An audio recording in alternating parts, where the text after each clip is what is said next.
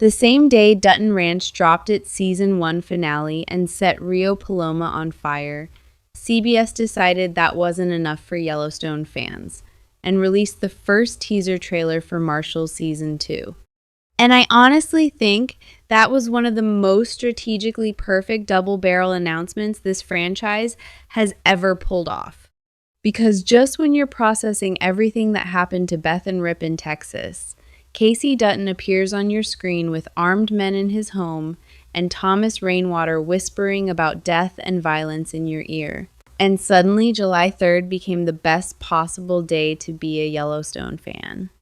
Let's talk about everything. What the trailer actually shows us.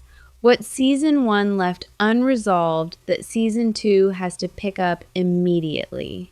Why Tate being on a plane with Tom Weaver to Texas is the most alarming image this show produced in its entire 13-episode first season. What Andrea being back in her uniform means, and why Logan Marshall Green calling this an even better season than the debut is either the most exciting thing he could have said or the most terrifying, depending on what you remember about where Belle and Cal were standing when someone started shooting at them. First, the trailer. And I want to walk through what we actually see rather than just reacting to it. Because every shot in a teaser this short is deliberate. A shady man in a suit confronts Kayce inside his own home. He is not alone. There are armed men with him. And he says to Kayce's face, "I've heard stories about the Duttons." And Kayce, in a moment that tells you everything about who this man has become since we first met him on the Yellowstone Ranch, looks at him and says completely calmly, "The fact that you're doing this tells me you haven't heard them all." I honestly could not have written a better line for Kayce Dutton in the first 10 seconds of a season 2 teaser if I tried. Because that is the specific quality that makes Kayce one of the most interesting people in this entire universe. He is not John Dutton. He is not Beth. He does not threaten you loudly or politically or with paperwork. He just quietly reminds you that you have miscalculated something. And then he proves it. The teaser then shows Kayce working to take down the armed men who have entered his home narrowly, by the look of it, before Thomas Rainwater delivers the line that the whole trailer is built around. No one escapes unscathed from death and violence. Gil Birmingham saying those words as Rainwater in the context of a Yellowstone spinoff is not a comfort. It is a warning. And given everything this show put this team through in 13 episodes of season 1, I honestly think Rainwater is telling Kayce something specific, that whatever is coming in season 2 is not going to spare the people he loves, the way the first season occasionally chose to. And then Andrea, in her uniform, back with the team. And this is enormous, because season 1's finale gave Andrea Cruz what she thought she wanted, a position in Washington, D.C., far from Montana, far from the mountains and the cases and the team she had been part of all season.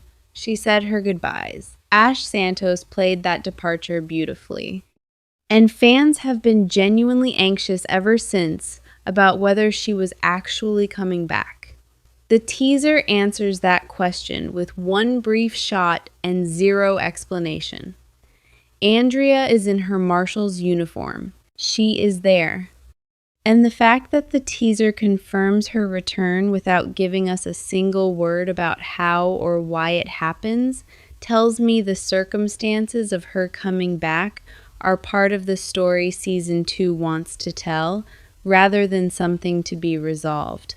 In a press release. Now let's talk about where season 1 actually left us, because the two biggest cliffhangers this show produced are both sitting unresolved. And I think the way season 2 opens its first episode is going to define the entire season's emotional stakes. Belle and Cal were shot at by Tom Weaver's hired gunmen. At the end of the season 1 finale, Logan Marshall Green told TV Line plainly that the two of them are not going to come out unscathed. They are both still alive, that much we know, but unscathed means something specific. It means one or both of them is going to carry something physical out of that moment, a wound, a consequence, something that follows them into season 2 and changes the shape of who they are on that team. Cal already has his cancer diagnosis sitting on top of everything. Belle already has her gambling debts threatening what's left of her open marriage. And now, they've both been under enemy fire in the same moment. I honestly think the specific quality of what they survived together in the opening minutes of season 2 is going to redefine their relationship in a way that the first season was only beginning to build toward. And then there is Tate, which is the cliffhanger that has been keeping me up since the season 1 finale aired. Tom Weaver, who we now know was behind the ambush on Kayce's property, and who is almost certainly responsible for the barn fire that killed Garrett, took Tate on a fishing trip. On a private jet to Texas. Kayce did not know the Weavers' true intentions when he agreed to this. He trusted them. He had been growing closer to Dolly Weaver all season, and that growing closeness blinded him to what her father was actually doing. And now his son is on a plane with a man who has been quietly trying to destroy everything Kayce is trying to build. I think this is the detail from the season 1 finale that most cleanly explains who the shady man in the suit is in the teaser trailer.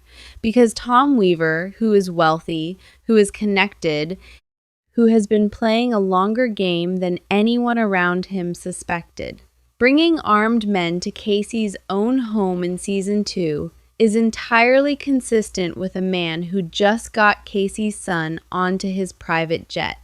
He has leverage, he has mobility, and now he has a Dutton in a position where refusing to cooperate costs him something he cannot afford to lose. The fact that you're doing this tells me you haven't heard them all. Kayce says that to someone who has clearly heard enough about the Duttons to try this. But the thing about being a Dutton is that there is always one more chapter the other person doesn't know about. Now, the broader picture, because the scale of what Marshals season 1 actually accomplished, makes season 2 genuinely exciting beyond just the cliffhangers. The 1st of March 2026 premiere drew 20.6 million multi-platform viewers within 7 days. That made it the most watched network original series premiere without a football lead-in since Young Sheldon in 2017. Episode 1 was also the most streamed episode of any CBS program ever on Paramount+. And across the first 8 episodes of season 1, Marshals averaged 20.4 million multi-platform viewers. CBS renewed it on March 12, 12 days after the premiere, after only 2 episodes had aired. And now season 2 is not just returning. It is moving up from a mid-season debut to the full fall premiere slot, airing Sundays at 8/7 alongside Tracker, which is the most dominant Sunday pairing CBS has put together in years. And I want to mention something about this show's creative identity that I honestly think is underappreciated. Marshals is the first Yellowstone spinoff that was not created by Taylor Sheridan. Spencer Hudnut created it. Sheridan is an executive producer, but the show itself is Hudnut's architecture. And the specific choice Hudnut made to shift the show's focus away from the Duttons as a family institution and toward the weekly operations of an elite Marshals team is what made it accessible to an audience. Broader than the core Yellowstone fandom, it is, in the most effective way, a police procedural set in the Yellowstone universe. And that structure, divisive as it has been for some longtime fans of the flagship, is exactly what allowed it to pull 20.6 million viewers on a Sunday night in March with no football anywhere near it. Season 2 is filming right now in Park City, Utah. Luke Grimes, Logan Marshall Green, Ariel Kebble, Tatanka Means, Ash Santos, Brecken Merrill, Gil Birmingham, Mo Brings Plenty, and Brett Cullen are all returning. The full additional Season 2 cast has not been announced yet by CBS. And the premiere, which will land either in September or October 2026 on Sundays at 8/7 SC on CBS, will address every single cliffhanger the Season 1 finale left in the air.